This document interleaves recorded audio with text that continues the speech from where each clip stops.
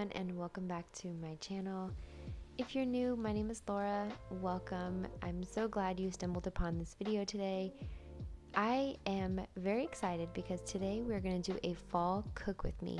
Now, I know I usually do cleaning videos. That is my specialty. Cleaning, organization, motherhood. That's kind of what I'm all about. But I do enjoy cooking, especially in the fall and winter season. I love a good cozy recipe. So today I'm going to go ahead and cook a few recipes that are some of my favorites, and I'm going to take you guys along with me, hopefully give you guys some ideas of some fall recipes that you want to try, or if you'd like to try these, I will link everything that I make down below, the recipes and all the ingredients that you'll need. So sit back, relax, enjoy this video, give it a big thumbs up, leave me a comment, and enjoy. Alright, first we are starting off with a fall simmer. I don't do these very often, but when I do have a bunch of ingredients that are either going to go bad soon, or I'm tired of burning candles, I will do one of these at the beginning of the day, and it just kind of keep it on simmer all day long, and it makes the house smell amazing. I'm going to go ahead and cut up 2 oranges, some cinnamon sticks, allspice, and cloves. And all you do is put everything in a pot, add some water to it, and turn it on the stove at a very low heat, and just kind of let it simmer all day. And just keep adding water throughout the day to keep it nice and moist. And that's it. And your house smells amazing. There are a ton of different recipes that you can use if you go on Pinterest. You can search different ones. I like sometimes in the summer I'll do like a rosemary and lemon one. That one smells really good. But this one just smells like fall. Alright, and next we are going to get started on an Italian soup, Italian fagioli soup. It's more like a stew, honestly, than a soup, but it's very hearty, very filling, and the batch that I'm going to make does make quite a bit, so it will last a few days. And I personally think that it's better the next day. So this one is really good. It's got some celery, carrots, onion, garlic, Italian sausage, beans, and a little bit of pasta. So this one is delicious. My neighbor gave me the recipe for it, and I've been making it ever since. I made it 2 or 3 times already, and my husband is obsessed. He loves it as well.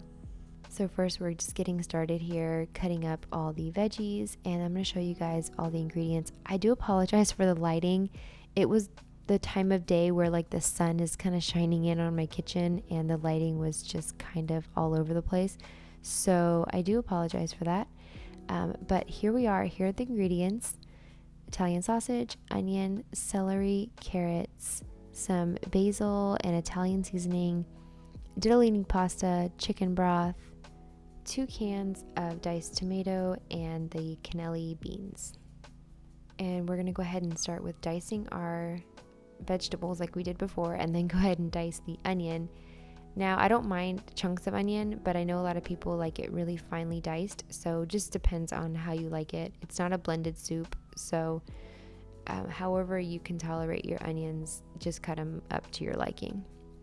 And then you're first going to go ahead and brown the sausage, then add the onion.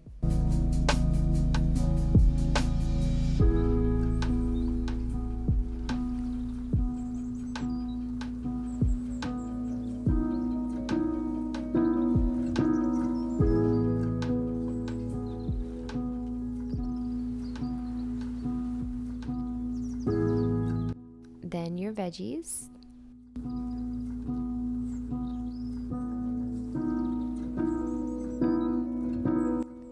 Some garlic.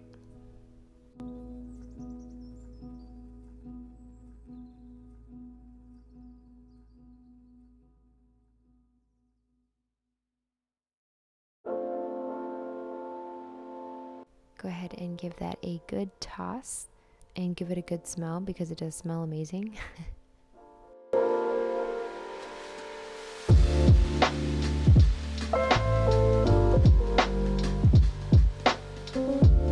Alright, and then go ahead and add the diced tomatoes. Alright, it did call for fresh rosemary, and I did have some, and I'm going to go ahead and put it in a tea diffuser because I didn't really want chunks of rosemary in there.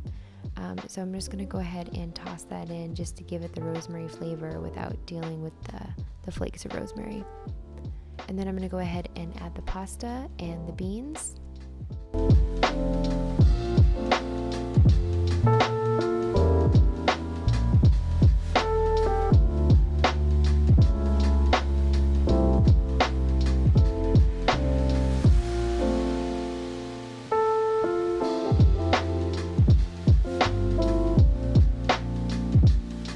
And then add a whole carton of chicken broth. I personally, the second time I made this, I added a little bit more because it cooks way down and the broth kind of evaporates. So if you like it a little more brothy, I would add a little bit more broth to this.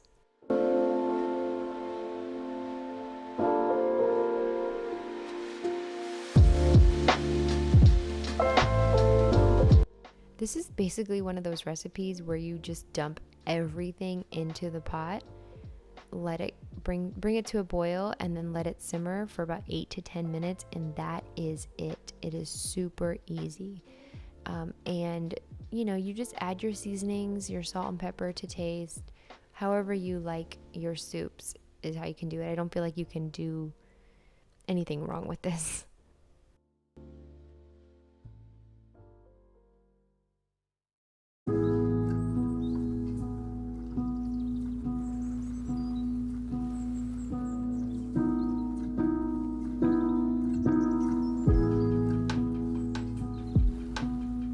And here is the final look. It is a very good meal. Lunch, dinner, snack, whatever. Always good all the time. Alright, so for dessert, we are going to make some apple crumble. This is probably one of my all-time favorite desserts. First, I'm gonna go ahead and show you all the ingredients. We have 4 apples. I used 2 Granny Smith and 2 Honeycrisp. Some butter, some oats. I just basically grinded up some rolled oats, some sugar with cinnamon, brown sugar, flour, and salt, and that is it. Super easy, simple ingredients. You probably have most of this in your pantry already. Oh, and I do use this pan baking release spray to kind of spray the pan with after. It's just basically oil and flour. All right, first we're going to mix up the cinnamon and white sugar and go ahead and sprinkle that all over the apples. Oh, and I forgot to mention there's also some lemon juice. So that's what I'm going to go ahead and add here. I think this just kind of helps the sugar adhere to the apples.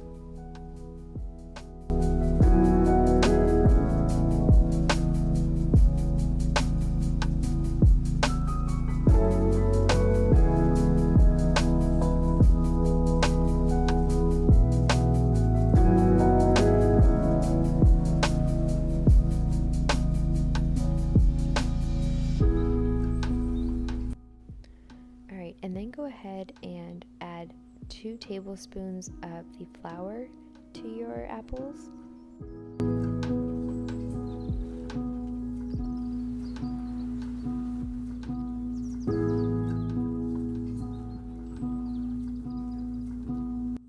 And then go ahead and add your apples to your pan.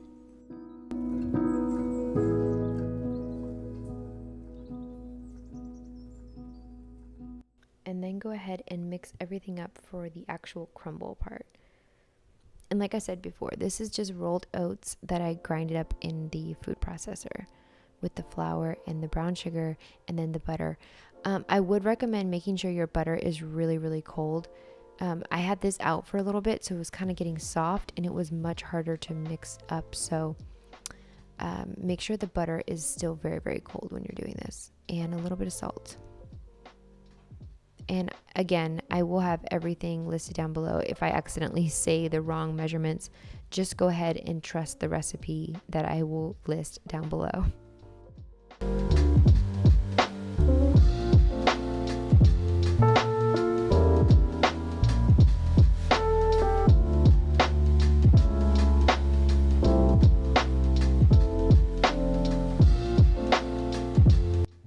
I found that when you are mixing the crumble, it's best with a hand, honestly, because you want to make sure that the little chunks of butter are nice and, mixed in with you don't want like big hunks of butter. You want like little tiny flakes of it. And that's kind of what I'm doing here. I'm breaking up all the pieces because my butter did start to get soft.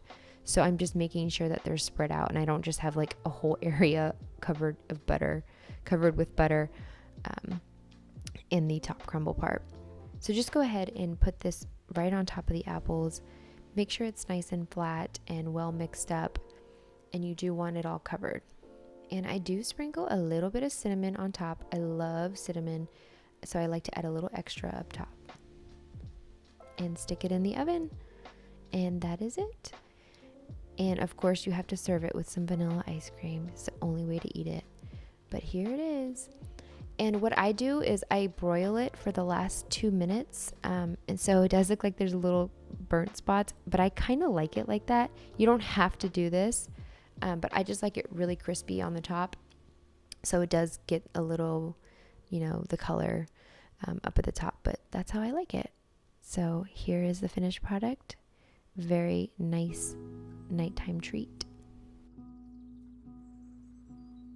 Okay, last but certainly not least is the butternut squash soup. This is one of my all-time favorite autumn soups. We're going to go ahead and use a large butternut squash.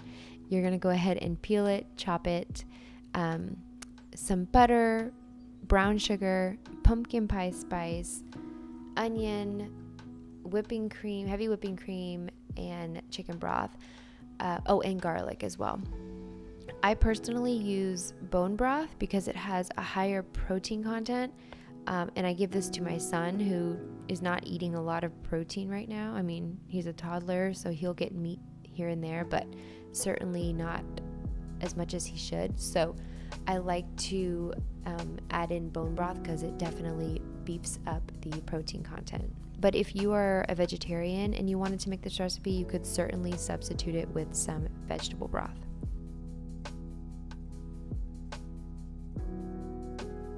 Here I am peeling this butternut squash. Butternut squash is a pain in the butt to peel and chop and de-seed and all that. But it is much cheaper to buy just the squash versus the chopped up one in like a bag or whatever. But if you are hurting for time, you can certainly buy the already cut up butternut squash. I know I've made this recipe with that and it turns out exactly the same. So it doesn't make a big difference. I just wanted to show you guys, peeling, cutting, de-seeding, kind of the process here. All right, and then you're gonna go ahead and chop up your onion. Now for this soup, we are going to blend everything at the end. So it doesn't really matter how well you chop your onion.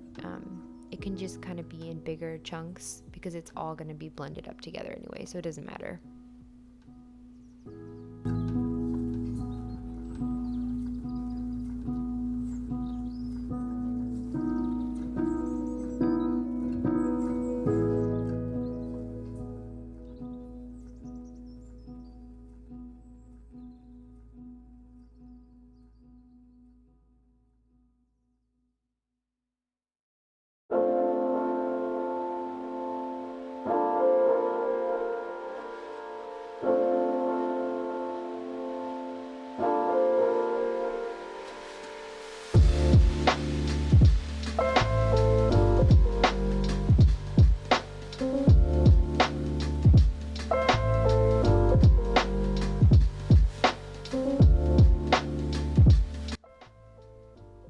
And what I like to do when I'm making a recipe that requires a lot of prep work is I like to get all my ingredients prepped first. So like washed, dried, chopped up, so you're not like going, trying to hurry and cook this while this is cooking. I mean, just kind of makes the whole process a lot easier. So that's just some advice. Guys, I am definitely not a professional cook. I'm not even that great at cooking, but I do enjoy it.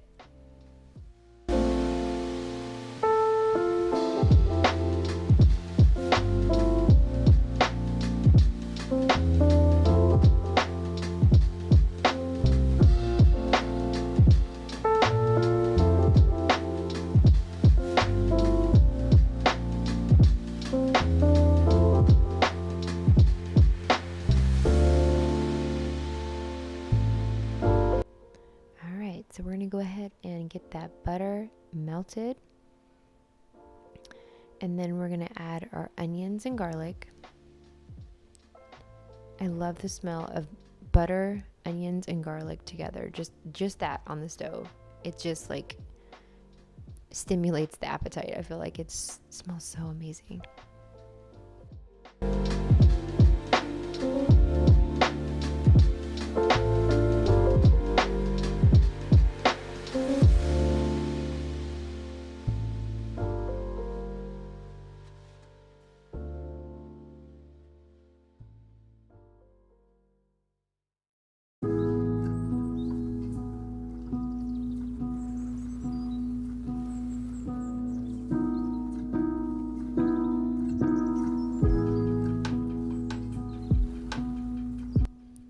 And then go ahead and add your butternut squash along with your bone broth or whichever broth you choose to use.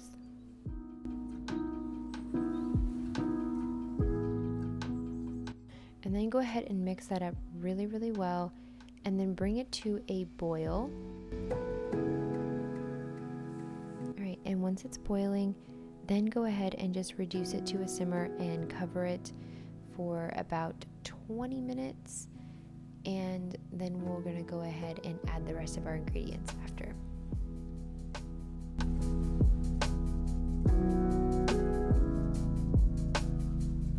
All right, 20 minutes is up.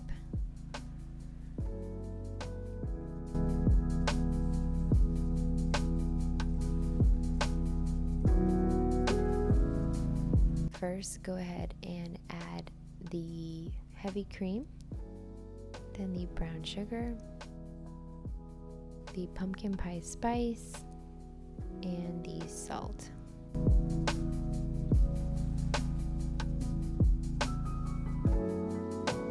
Mix it up really, really well.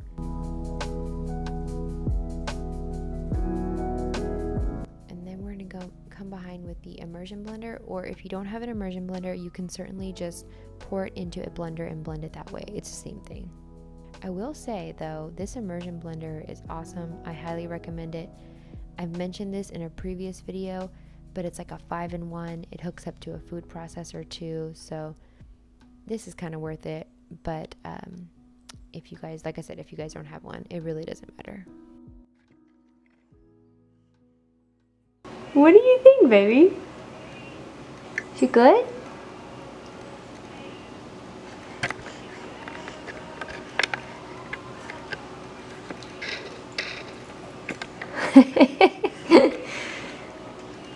Do you like the butternut squash soup? Yeah?